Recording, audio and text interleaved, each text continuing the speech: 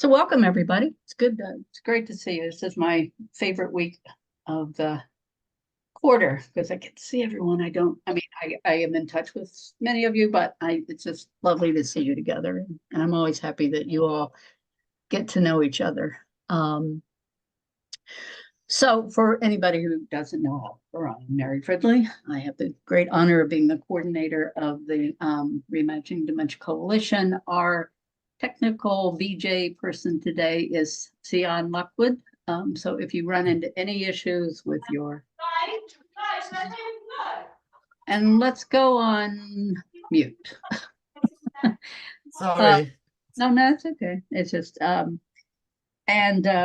so Sion is the person to go to. If this is your first gathering ever, can you just raise your hand? Okay, great. So wonderful. Thank you for coming and welcome to your first gathering. I just wanted to, before beginning, I got an email in the about an hour ago before we started. It's a friend in the UK telling me that Wendy Mitchell, who was one of our members, and for those of you who don't know her, I mean, I think people in the UK definitely know her. She was just a incredible advocate. She lived with dementia. She lived powerfully with dementia, has written many wonderful books, articles, and I never had the good fortune of meeting her, but I just thought I wanted to acknowledge her life before we went too much further. Also, I wanted to just let everyone know that we have hit a bit of a landmark, I suppose. We've just passed our 1,000-member mark, and that is a tribute to all of us. And what I'm most gratified for is that people are coming to us in so many different ways. They've read something, they've heard from something. Sometimes they don't remember. It's in the ethos, and I just think that, to me, that makes me so happy. And I think that they're excited to know that we exist. And that also is enormously gratifying. Also, I'm not going to say a lot about the coalition. There's more than enough on our website. And if those of you who are newer, when we break into the small groups, you will have people there who are more experienced. Feel free to ask if there's anything want to know. But I don't want to take up a lot of time. However, just to and as we look ahead to 2024, I just think one of the things that is starting to happen is that, we're entering into more conversations with organizations, people who don't have a lot of access to, if you will, creativity in their organizations or institutions, and they're reaching out and saying, okay, we're interested. Could we find a way to introduce, and bring this spirit, this group, into more of our work? And so I think, and I'm just so eager for people around the world to meet all of you and the work that you're doing. And I realize, though, I think that's very important because I think our perspective from the beginning was that if you will, the creative wing, and that's why I call it, if somebody can please come up with a better description, do so, but this movement, this community, and not just the coalition, people around the world who are just so brilliantly creating alternatives. We have got to just be in every conversation. We don't have to be the only conversation, but if you're going to present a full picture of dementia and what's possible, you can't leave us out now. And so I'm very gratified that more and more people are saying, yeah, maybe we can't do it ourselves, but we would love, and I would love, because there's so many talented people, to introduce both you all individually and the coalition to those who are interested. So that's a nice development, and we'll see where it goes over the next many months. So before we pretty much will jump into the small groups. However, as is our tradition, we will kick off with a kind of opening exercise, which actually one of the newer members of our 1,000 members is Erica Schaefer Nelson. And she was an activity coordinator at Elder Care Communities for about 17 years. She's been leading creative activities for elders with dementia for over 20 years. She received her BA in Performing Arts, her MA in Counseling Psychology, Drama Therapy. She's currently in Idaho in the US and currently leads creativity sessions with people who have dementia, both one-on-one and in groups, and includes imaginative play, dance, art, singing, and time slips creating storytelling. So with that, Erica, the stage is yours. Hello, everybody. I'm going to encourage you to, we're going to do some sounds and movements. I encourage you to make a lot of noise if you're in a place where you can, and really exaggerate it and let it out. I've worked, when I do groups with people with dementia, I find they like to make sounds, and oftentimes in care communities, you're supposed to behave yourself or keep quiet. And so making sounds is fun. So let's start with taking a deep breath in. And say, ah. All right. And how about wow?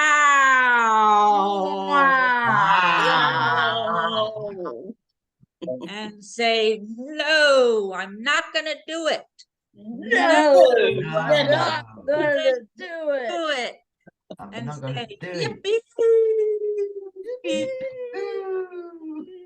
And say, yes. Yes. All right, now I'm going to invite us to make a machine together using movement and sound. So you can each come up with your own movement and your own sound, but make it repetitive. And collectively, we're making a machine. And let's say that this machine is going to make magic hats. And when people put on these magic hats or caps, it changes their consciousness so that they open up and understand how important creativity and play can be for people with dementia. So on the count of 3, we can all start at once. 1, 2, 3.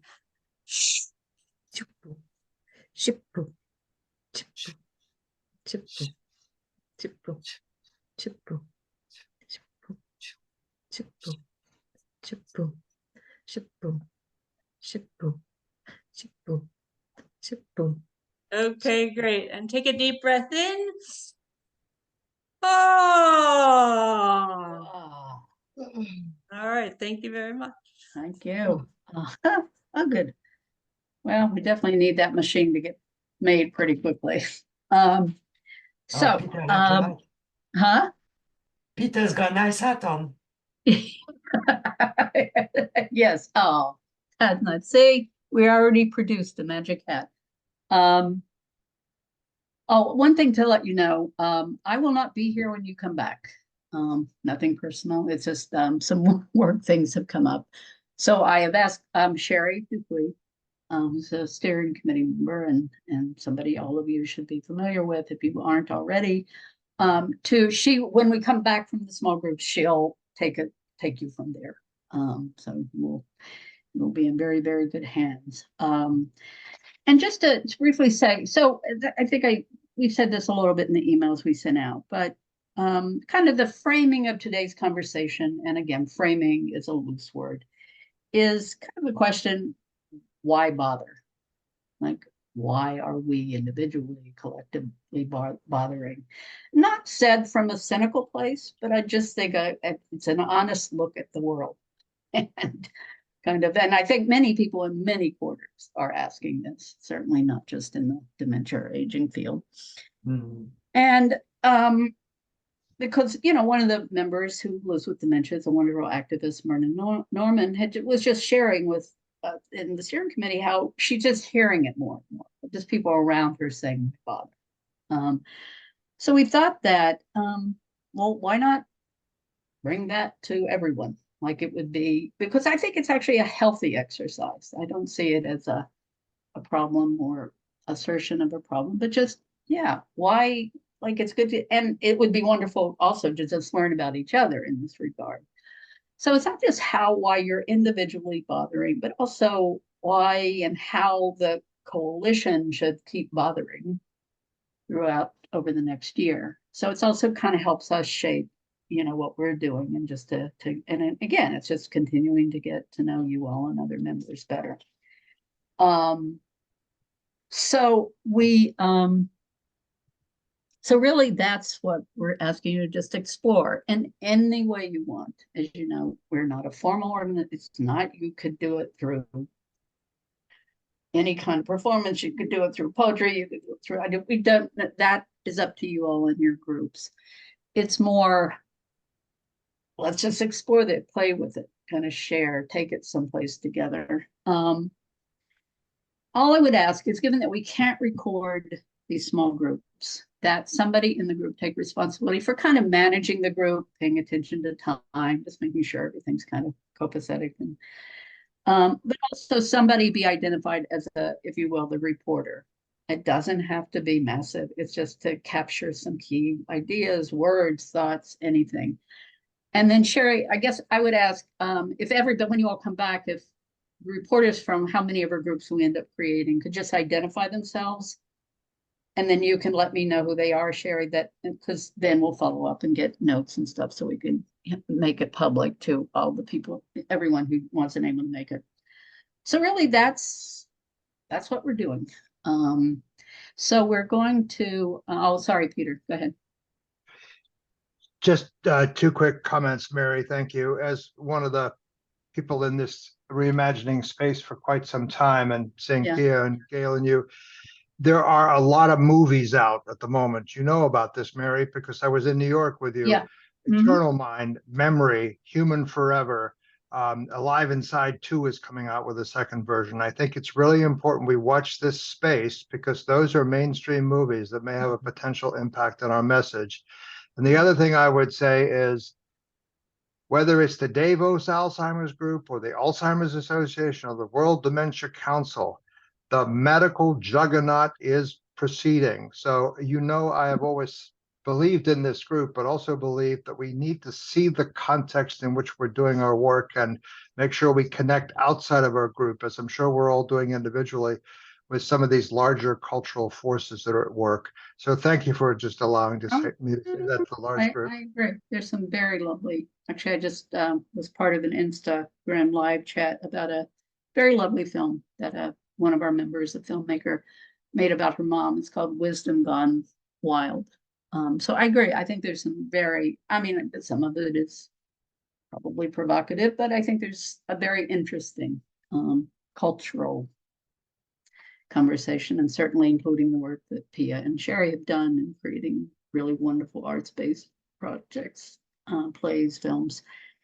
So yes, I agree. And we will, and probably when we send out the follow-up, we'll share some of those and people can watch if they want.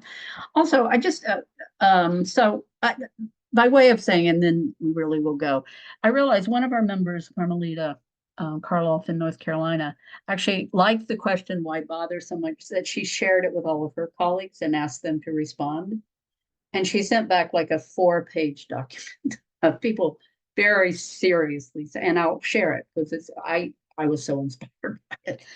But I'm just going to read a couple because it'll give you a sense of what they said. One said, I believe that tying productivity to a person's wealth is immoral. Person's worth is immoral. Dementia advocacy is health justice because we need to end this harmful bias in all the behaviors that it has shaped once and for all. And then the second said, I bother because creativity endures throughout the human lifespan. We, quote, know this, and yet we live in a society where aging is framed as a problem and where a dementia diagnosis puts huge pressures on families and robs people with a dementia diagnosis of their citizenship, by which I mean their right to express themselves and belong. So that's, again, just two of many. And I think that, carry that with you. And also just kind of how to just support something Peter was saying. And how do we want to work together on like doing some of these things? I think it may not happen. I can't make it happen. But I just think the more collaborations and cross-pollinating we can do would have such a positive impact. So with that, We're going to, any questions before we go? Before I go? All right, Sion, you wanna start the process of disappearing people from the screen? And I will see you all. Good to see you all, and I'll see you the next time. Mary, how much time? 30 minutes, Okay. 30 minutes. All right. So we have about 10 minutes left, and it'd be great to hear sort of some of the conversations that you had back in your small groups. So who were the note takers? I know Leah was in my group. Sarah?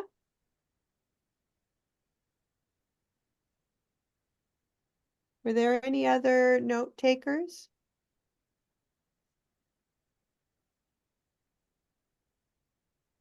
All right. Sarah or Leah, would you like to share a summary? Okay, thanks, Leah. I will do my best, but whatever I forget or miss, you guys please speak up and help. I tried to kind of condense it to the main, it's hard to do. There was so much good information. But I think there, you know, some of the things that we heard were, we really can't, I mean, the reason this matters, the reason we're doing this is because we've got to get away from this idea of it's not my problem. It is a societal situation. And we want to destigmatize dementia and open up opportunities for people with cognitive impairments to continue to live in their personhood, and for others to see them, and for them to, and their families to, yes, recognize that there are challenges and there are difficulties and there can be pain and loss associated with this diagnosis, but there are also very many positive things that can come out, and people continue to live and move forward, and that we need to showcase that more so that we can raise the visibility of this diagnosis and begin to destigmatize it and have more acceptance and visibility, so that people from all walks of life will be more accepting of this. And another thing that was said was for the children or the grandchildren or the spouses who have, for the first time, have a family member with that diagnosis, it's all new to them. It's brand new to them, and they, you know, are starting from a different place than we are. So if we can really educate and raise awareness of dementia and what it is, there we can reduce the fear and reduce the stigma. And at the same time, there was a good amount of discussion about nature and the climate, and how the issue of dementia that we're discussing is really a global issue. It's a whole societal issue that's bigger than just human beings. It's actually people with dementia will be even affected even greater by climate change. And so that is another area that we need to consider and raise awareness about, that what's happening throughout the world with our climate in different ways is impacting each human being, despite where they are. And what am I missing, folks, that were in our group? I think that was good, Leah. Thank you very much. Okay, you're welcome. Sarah. Okay, so I think we focused a lot on the positive aspects of people living with dementia and how relationships are very rewarding. But the time spent, you know, is adds to sort of the tapestry of, you know, being human, and people have been caring for their family members, and they've had all these extremely positive experiences that, you know, when we ask why do we do it, it's kind of, well, you know, people are human. We want to challenge the tragedy narrative to more of a hope and a positivity narrative. We want to focus on the capacity to engage and contribute. Those people living with dementia, they kind of experience this loss of selfhood, and we're all sort of contributing to that by either isolating them or taking away their selfhood. So we want to challenge the assumption that loss of selfhood is tied to this cognitive decline or cognitive loss. So I think the main points, the most important things were that we want to change the mindset of what being human is. And so it's so much more than someone living with dementia than their dementia. We want to stop the premature end of life that comes with a dementia diagnosis. To create a more inclusive society for everyone impacted by dementia, not just people living with dementia, but their families.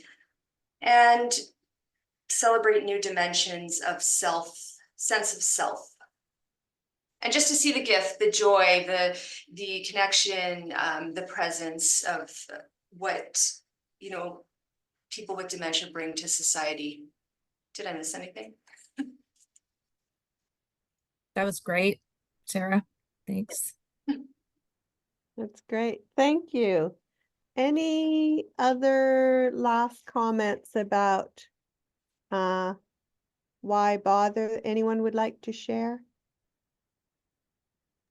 So could I just build on what was just said?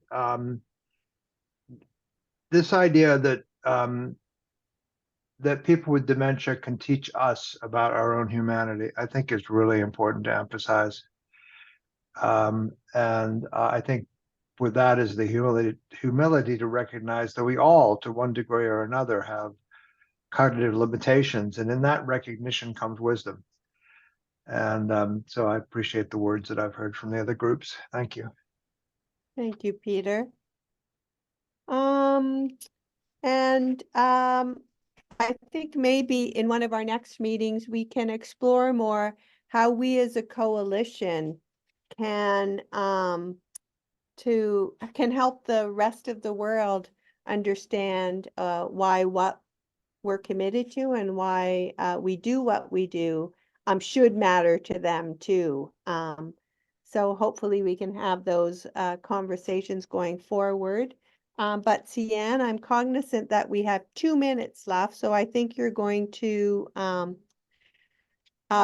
before we bring in the song, I do want to thank you all. I know that all of you likely live very busy lives. So on behalf of Mary and all of the coalition, thank you for coming out today to these member gatherings. We don't have them very often, so it's great that we have the opportunity to connect in this way. And for those of you who were taking notes, if you could send those to Mary after the message or after the meeting today, that'd be great, because we're trying to pull all of this together so we can consider how the coalition can work with this information. So Cian, I'm going to turn it over to you, but thank you everyone for coming today.